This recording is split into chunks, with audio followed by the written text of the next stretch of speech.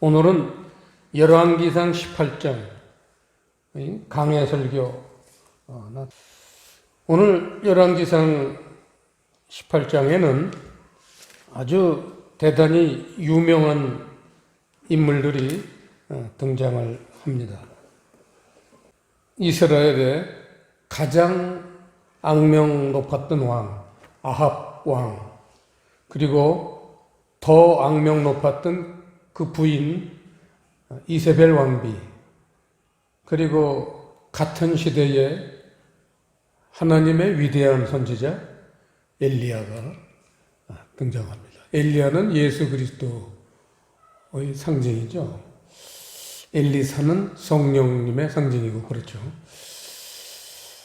자, 이런 배경에서 이스라엘이라는 단어를 먼저 좀 우리가 살펴보겠습니다.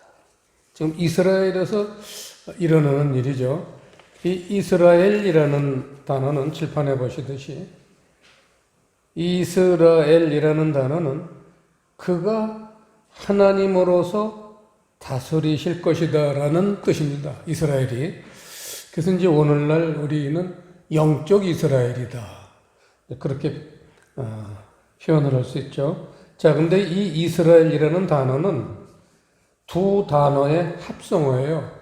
그래서 보시면요, 사라라는 단어와 엘이라는 두 단어가 합쳐서 합성어가 된 거죠. 이스라엘이라고. 자, 그래서 사라라는 첫 번째 합성어는 권력을 쥐다, 통치를 시작하다, 그런 뜻입니다. 그래서 통치를 시작하다, 여기다 밑줄을 치시고요. 엘이라는 단어는 능력, 힘, 신, 하나님, 이런 뜻입니다.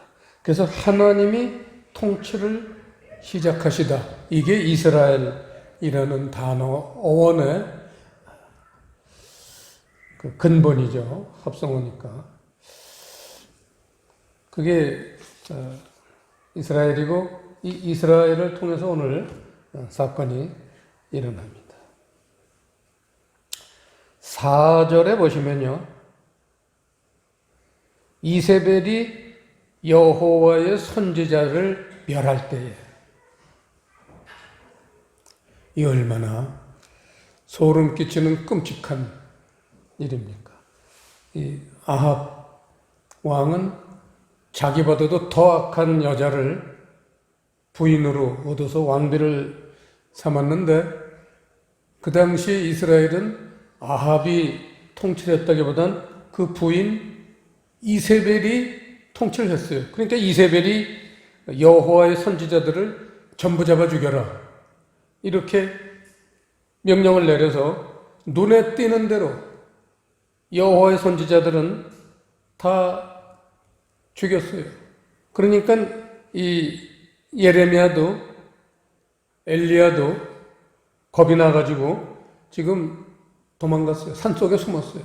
그런 상태에서 지금 이스라엘이 궁지를 만나는데, 2절을 보시면, 1절을 보시면요,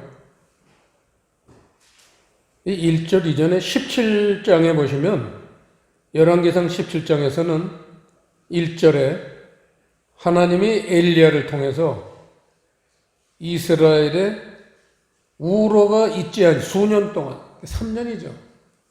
3년 동안 우로라는 거는 비하고 이슬입니다. 여러분 알다시피 이 이슬이라는 거는 동물, 식물들이 살아가는데 가장 중요한 기본 요소가 그 이슬이 물이잖아요. 이슬하고 이제 식물을 먹으면서 사는 겁니다. 비가 안 내리더라도 이슬만 내려도 식물들은 살고 동물들은 그 식물을 먹으면서 살 수가 있는데, 이슬이 내리지 않으면 식물이 말라 죽어요. 그래서 동물이 먹을 게 없어서 죽습니다. 그러니까 이슬이 내리지 않는다는 것은 엄청난 저주죠. 저주고 재앙입니다. 그런데 이 하나님이 엘리야를 통해서 3년 동안 우로 비와 이슬을 내가 내리지 않을 텐데 그거를 이스라엘 온 땅에 네가 그걸 선포하라. 그래서 엘리야가 그걸 선포했어요. 그러니까 난리가 났죠. 이스라엘이. 엘리야를 얼마나 죽이고 싶어하는 사람들이 많겠어요. 그러한 배경에서 지금 열왕기상 18장 말씀이 시작하는 거죠. 2절에 보시면요. 엘리야가 아합에게 보이려고 가니 그때의 사마리아에 기근이 심하였더라. 사마리아는 이스라엘의 수도였죠. 가장 인구가 많이 모여있는 그런 곳이었습니다. 우리나라도 지금 5천만 국민 중에 1,000만, 약 5분의 1이 수도 서울에 몰려있듯이 이 당시에는 이 이스라엘의 수도 사마리아에 인구의 반 이상이 모여 있었어요. 엄청납니다. 그게 전 세계마다 수도에 큰 도시에 사람들이 몰려 사는 경향이 많죠. 자, 이 이세벨이 여호와의 선지자들을 다 그렇게 죽일 때에 이 엘리야가 등장해서 이제 이걸 해결해야 되잖아요. 이 문제를 해결해야 됩니다. 여호와의 선지자들을 다 잡아 죽이는 거를 해결해야 됩니다. 그래야지 다시 하나님이 비를 내리실 거 아니겠어요? 그래서 이제 이 2절에 나왔죠. 기근이라는 단어도 몇 줄을 치세요. 3년을 비가 안 내리니까 기근이 심해지니까 백성들 중에서는 굶어 죽는 자가 나오기 시작하고 17장에서는 우리가 잘 아는 사르밧 과부하고 그 아들 얘기죠. 그 통 속에 들어있는 밀가루 한 줌 꺼내서 전을 붙여서 먹고는 둘이 자살하려고 그런다. 그런 얘기 나오잖아요. 아사자가 속출하고 있는 그런 시기였습니다. 근데 여기서 우리가 기근에다가 밑줄을 치시라고 그랬는데 우리가 성경을 보면서 하나님 말씀의 단어에는 하나님이 정말 말씀하시고자 싶은 그러한 내용이 그 속에 숨겨 있습니다. 그래서 우리는 하나님 말씀을 볼 때 그런 숨겨 있는 말씀을 캐내고 발견할 수 있는 능력을 가져야 돼요. 그게 말씀을 볼 때에 우리가 하나님한테 얻어야 될 그러한 능력입니다. 기근이라는 것은 실제로는 먹을 양식이 떨어지고 또 먹을 물이 줄어들고 그런 용도로 세상에서는 쓰지만 성경에서 하나님이 기근이라는 단어를 쓰실 땐 달라요. 그거도 쓰세요. 기근에다가 아모스서 8장 11절 그리고 아모스서 8장을 찾아보는 겁니다.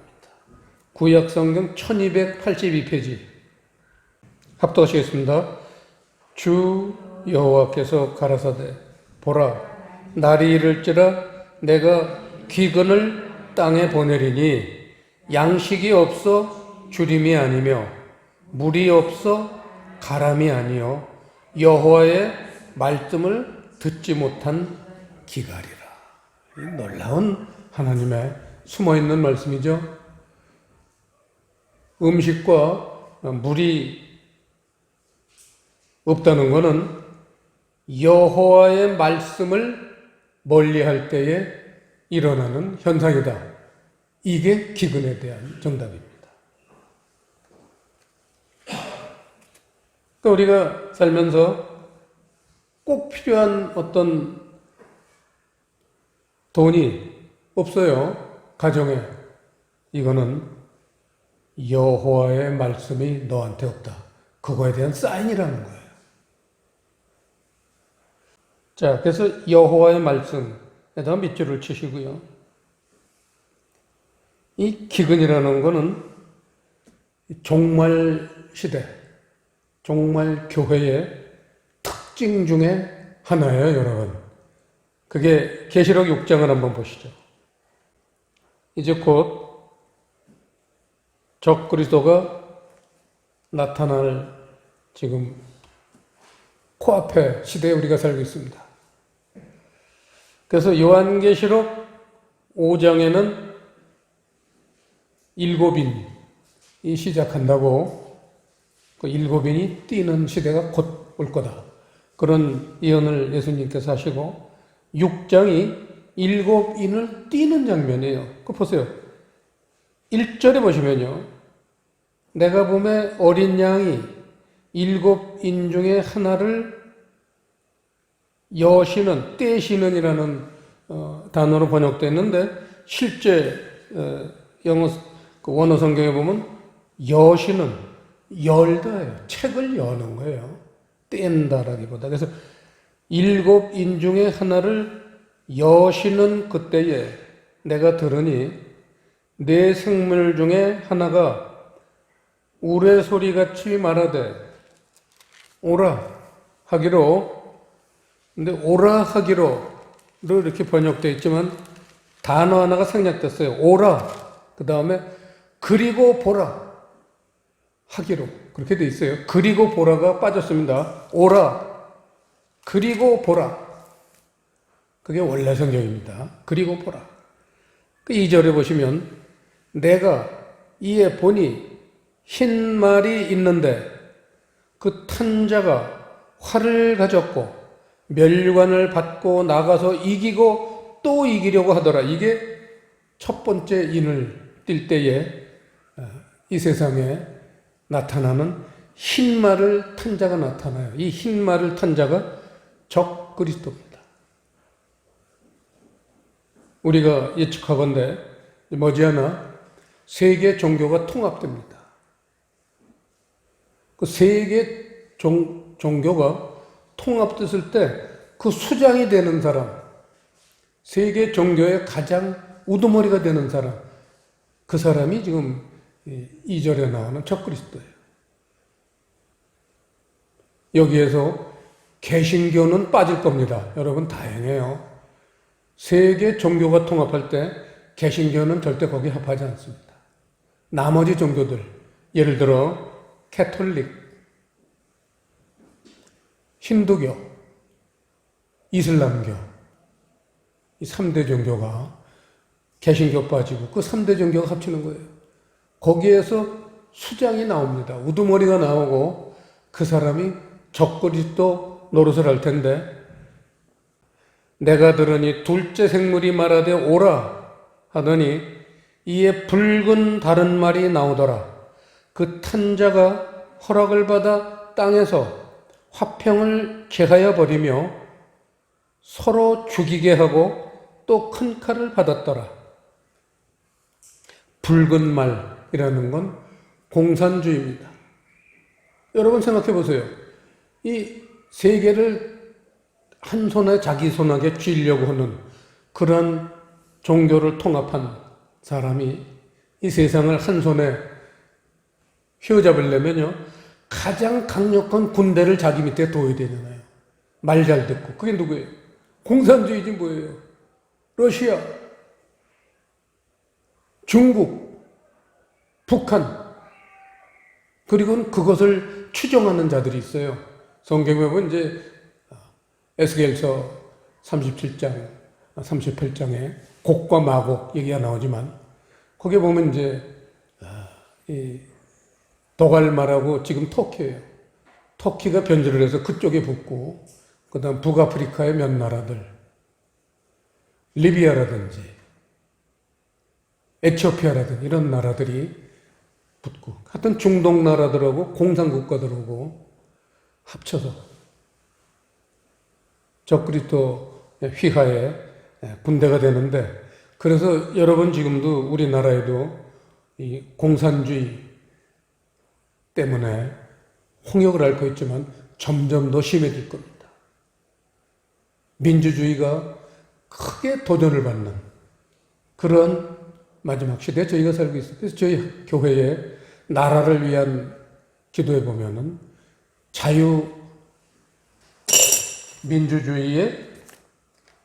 자유민주국가 확립.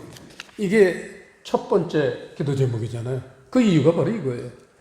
공산주의가 훨씬 더 악랄하게. 공산주의가 왜 그렇게 사람들을 휘어잡냐면 거짓 좋아하고 겉으로만 뭔가 열매가 맺어지고 아첨하고 마지막 시대에 정직하지 못한 타락한 인간들에게 아주 손쉽게 그렇게 다가올 그러한 사상이 공산주의예요.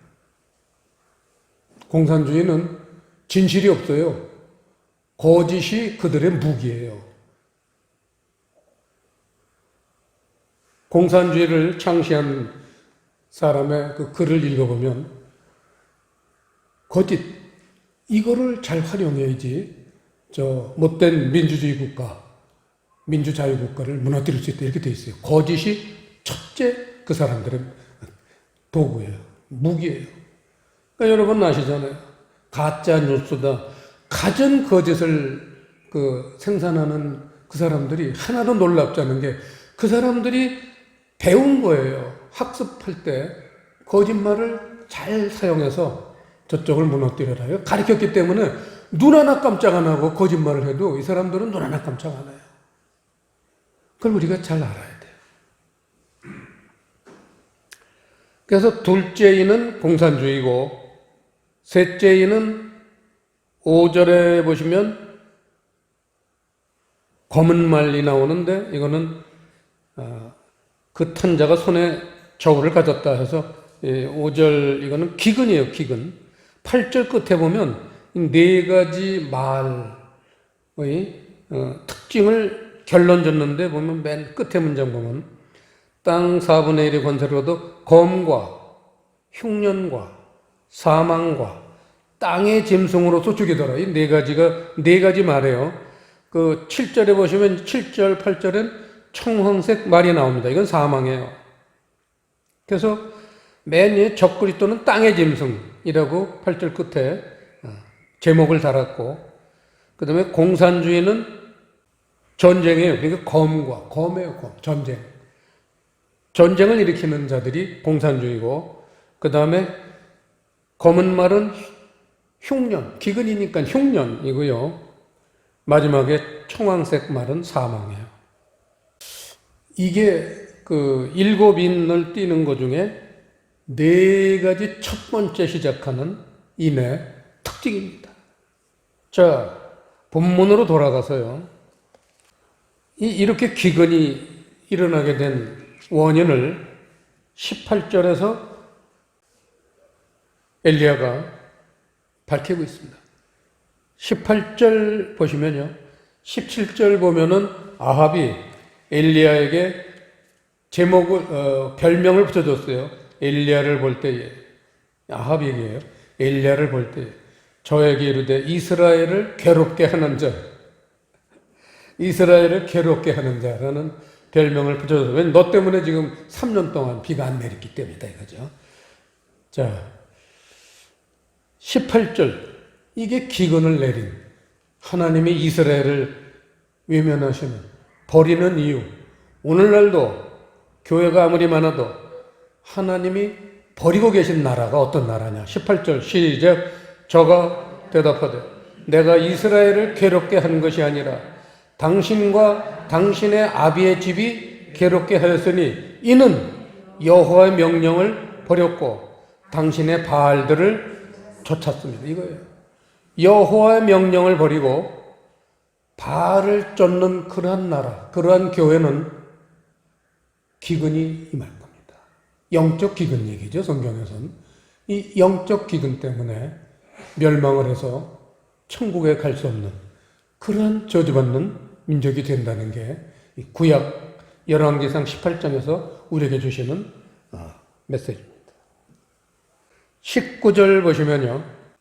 엘리야가 정말 용감무쌍하게 여호와의 선지자는 눈에만 띄면 다 죽이는 그런 시대에 19절에 보시면 그런즉 보내어 온 이스라엘과 이세벨의 성에서 먹는 바알의 선지자 450인과 아세라의 선지자 400인을 갈멜산으로 모아 내게로 나오게 하소서. 놀랍죠? 이 바알의 선지자 450명과 아세라 선지자의 400명 합해서 850명을 갈멜산, 이 갈멜산이라는 건 잠깐 우리가 짚고 넘어가야겠습니다. 이스라엘의 제일 북쪽에 올라가면요, 바닷가 근처에 동서로 커다란 평야가 있어요. 그걸 이스르엘 평야라고 부릅니다. 이스르엘 평원, 이스르엘 평야. 그 왼쪽 끝은 바닷가에 면에 있어요. 그 바다부터 소풍이 불어오는 거예요. 편서풍이 불어요. 거기에서 비를 가져오고 그래요. 그래가지고 쭉 가서 그 동쪽 끝에 가면은 그게 다볼산, 길보아산. 이스라엘에서 가장 전쟁을 많이 한 데가 그 다볼산, 길보아산하고 이스라엘 평야. 거기서 전부 대부분이 전쟁이 일어났습니다. 이스라엘의 전쟁의 땅이에요. 여러분 그걸 아셔야 돼요. 전쟁의 땅이 어디냐? 이스라엘 골짜기. 계시록 끝에서 종말에 전쟁이 일어나죠. 여러분 알다시피 지구가 멸망하는 거예요. 그 전쟁이 어디서 일어나느냐? 아마겟돈 전쟁이라고 그러죠. 아마겟돈이라는 단어가 이스라엘 평야의 다른 이름이에요. 왜냐면 아마겟돈이 그 이스라엘 평야 갈멜산 그 조금 밑에 무깃도라는 또 산이 있어요. 얕은 언덕인데 아마겟돈, 무깃도 산에서 전쟁이 일어나는 그게 아마겟돈 전쟁이에요. 이스라엘 평야에서 일어날 걸 얘기합니다.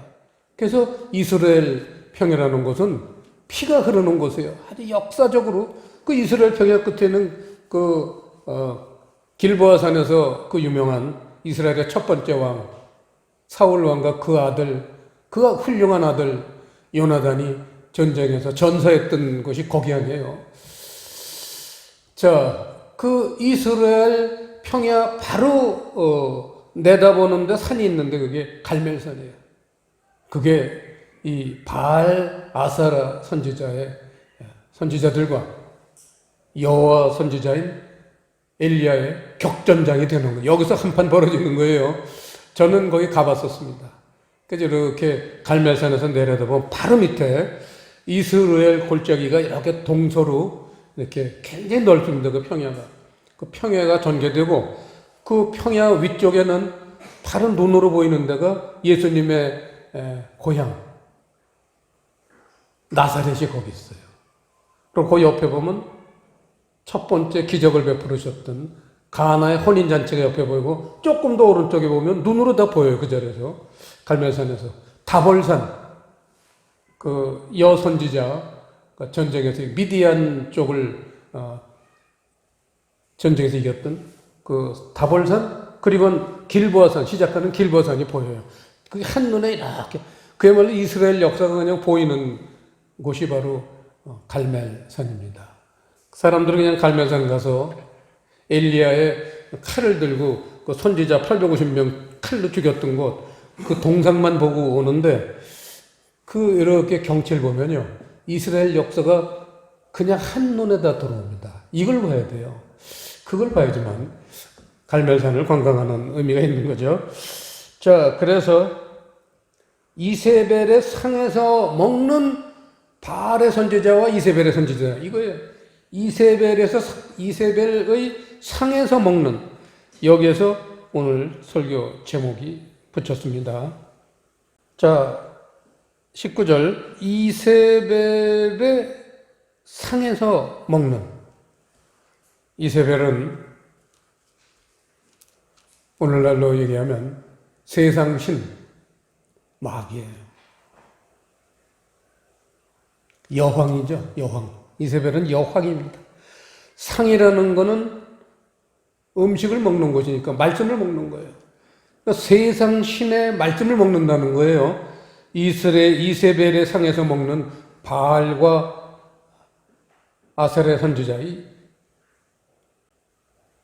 여러분, 이세벨의 상에서 먹는 이 선지자들이라는 거는요, 세상 신의 말씀에서 먹는 거는 두 가지예요. 크게 보면 두 가지예요. 바알과 아세라는 거예요. 바알은 물질의 신이에요. 이세벨은 쾌락의 신이에요. 그래서 물질과 쾌락, 이게 이 당시 이스라엘도 멸망하게 만들었고, 온 세계가 이것 때문에 부침을 겪고 있고, 마지막 시대에도 하나님의 심판은 바로 이거예요. 바알의 선지자, 아셀의 선지자를 멸망시키는 것. 이게 종말의 심판이에요. 교회의 심판이죠. 심판은 교회의 심판입니다, 여러분. 세상 심판이 아니에요. 교회 심판이에요. 세상은 심판할 필요가 없다고 그랬죠. 저절로 멸망하게 돼 있어요. 교회를 세상을 왜 심판합니까? 놔둬도 멸망해요. 갈 데가 어디 있어요? 지옥밖에 없어요, 세상은. 하나님이 심판하신 건 교회에 대한 심판인데, 바알, 물질을 섬기는 교회, 아세라, 쾌락을 섬기는 교회, 이 두 가지 교회를 처단하는 게 종말의 하나님의 심판입니다. 명심해야 돼요. 자, 그래서 이 갈멜산에서 그렇게 두 신을 모시는 이스라엘 선지자, 세상 선지자들 850명을 모아놓고 엘리야하고 그 열왕기상 18장 쭉 중반부 이후에 보면 대결을 합니다. 단을 쌓고 소를 각을 떠서 잡아가지고 나무에다 올려놓고, 그리고 각자 기도해서 하나님이 어떤 재단에 불이 내리나. 그래서 바알과 아세라 선지자 850명이 오전 내내 기도를 하고 뛰고 뭐 난리가 났는데 불이 안 내렸어요. 그대로 있었어요. 엘리야는 거꾸로, 여기서 만약에 내가 쌓은 재단에 불이 붙으면 저쪽 놈들이 거짓말 좋아하는 것들이니까, 야, 눈에 보이지 않는 사람이 저렇게 몰래 가서 성냥불 킨 거 아니냐, 싹 성냥불 킨 게 아니냐, 이렇게 거짓말 하거든요. 거짓의 왕이니까, 마귀는. 그러니까 엘리야는요, 엄청난 큰 통을 갖다가 이 제단에다 물을 3번 보라. 한 번 보도 또 저놈들이 가진 거짓말을 아주 입을 싹 샷다 마우스, 입을 딱 닫아버리게, 그 제단을 하나님의 불이 내리면 물이 젖어 있으면 잘 안 붙을 텐데, 좋다 이거. 하나님의 불은 그거 관계없다. 3번을 사람들을 시켜서 큰 통으로 갖다가 제단에다 물을 부어가지고 나무도 젖고 그 재물도 젖고 또 삥 둘러 도랑을 팠는데 도랑에 물이 가득 찼어요. 아주 물바다가 됐어요. 그랬는데 갑자기 하늘에서 불이 내려서 그 재물을 태워서 하나님이 잡수시고, 나무를 태우고 물을 태워서 물 한 방울 없이 깨끗하게 만드셨어요. 그래서 엘리야가 이긴 거죠. 그래가지고 이긴 김에 그것들을 끌고 내려가서 그 이스라엘 골짜기 저쪽에 보면 그 개울이 하나 흘러요. 쭉 이스라엘 골짜기가 굉장히 길다고 그랬어요. 동서로. 그 골짜기에서 흘러내린 물들이 점점 이렇게 모여가지고 조금 큰 개울이 돼요. 그 개울 이름이 열왕기상 40절에 보시면 기손시내라고 나옵니다. 기손시내. 기손시내에 가서 그 850명 바알 선지자, 아세라 선지자를 엘리야 혼자서 만났어요. 그게 오늘 열왕기상 18장 내용입니다. 그때 엘리야가 하나님에게 불을 내려주십사 할 때 중요한 기도 하나를 했습니다. 그게 30절 보세요. 열왕기상 18장에 30절을 보시면요. 엘리야가 모든 백성을 향하여 이르되 내게로 가까이 오라. 백성이 다 저에게 가까이 오매 저가 무너진 여호와의 단을 수축하되, 이거예요. 수축하되 야곱의 아들들의 지파의 수요를 따라 12돌을 취하니 이 야곱은 여호와께서 옛적에 저에게 임하여 이르시기를 내 이름을 이스라엘이라 하리라 하신 자더라. 그게 무너진 여호와의 단을 수축했다는 거예요. 그게 야곱의 아들들의 지파의 수요를 따라서 12개의 돌을 취해서 무너진 단을 수축했다. 단이라는 건 여러분 알다시피 하나님에게 드리는, 제사를 드리는 그 제단이 단이잖아요. 여기서 이 돌이라는 건 구약 성경에 레위기에 나오지만 다듬지 않은 돌을 써야만 돼요. 다듬은 돌이라는 건 인간의 공이 들어간 거다. 우리가 말씀을 볼 때요, 인간의 해석이 들어가면 안 돼요. 그래서 다듬지 않은 돌로 단을 쌓아야 되는데, 그 옛날 이를테면 야곱의 12아들 그 아들들이 전 세계에 흩어져서 인류가 된 거 아니에요? 그 우리나라도 그 12아들 중에 한 사람이 왔을 텐데, 그 양반이 와서 제일 먼저 한 게 당연히 다듬지 않은 돌로 단을 쌓은 거예요. 그래서 오늘날 우리 교회에게 주시는 메시지죠. 무너진 여호와의 단을 수축해라. 그게 아까 우리가 봤지만 여호와의 말씀이잖아요. 여호와의 말씀. 여호와의 말씀은 없고 그냥 바알과 아세라의 말씀만 있는 이 시대에 하나님은 이 열왕기상 18장을 통해서 교회에게 주시는 메시지가 바로 그거죠. 아까 아모스 8장에서도 봤지만 기근이라는 건 여호와의 말씀의 기근이에요. 여호와의 말씀은 바로 진리의 말씀입니다. 이 진리의 말씀이 골로새서 1장, 에베소서 1장에서는 복음이라고 말했고, 사복음서에서는 이 복음이 땅끝까지 전파되면 그때가 세상의 끝이라, 이렇게 진리의 말씀이 땅끝까지 전해져야 되는 것을 얘기하고 있습니다. 여호와의 말씀이 지금 무너졌어요, 우리나라도. 그 이유가 뭐예요? 바알과 아세라의 신을 섬기고 있기 때문에 그래요. 누가? 교회가 그렇다는 거예요. 세상 사람들이 물질 좋아하고 쾌락을 좋아하는 건 당연한 거죠. 그건 에덴 동산에서 마귀가 자기의 DNA를 심어놨기 때문에 안 가르쳐줘도 누구든지 그냥 당연히 물질하고 쾌락으로 빠집니다. 그런데 교회도 그걸 벗어나지 못하고 지금도 그걸 섬기고 있습니다.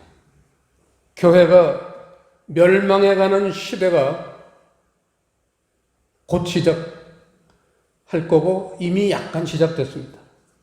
그래서 우리는 무너진 여호와의 단을 수축하고 이 땅에서 행복을 찾고 영광을 누리는 교회가 되지 말고 하늘에서 영광을 이 다음에 누릴 그런 소망을 가지고 사는 교회가 됐으면 좋겠습니다. 돌아서기만 하면 됩니다. 바알과 선지자의 말씀, 이 세상 말씀 버리고 여호와의 말씀 모두 택하는 교회들이 되시기를 주님의 이름으로 축원합니다. 기도하시겠습니다. 아버지 하나님, 오늘 열왕기상 18장 말씀을 통해서 이 시대에 우리가 어떠한 마음가짐으로 신앙생활을 하고 교회를 섬겨야 되는지, 교회를 세워야 되는지 자세히 알려주셨사오니 이 말씀이 우리의 믿음이 되게 하시고 이 믿음을 통해서 온 세상을 구원해 나가는 우리 하나님의 귀한 성도들이 되게 해 주시옵소서. 예수님 이름으로 기도드리옵나이다.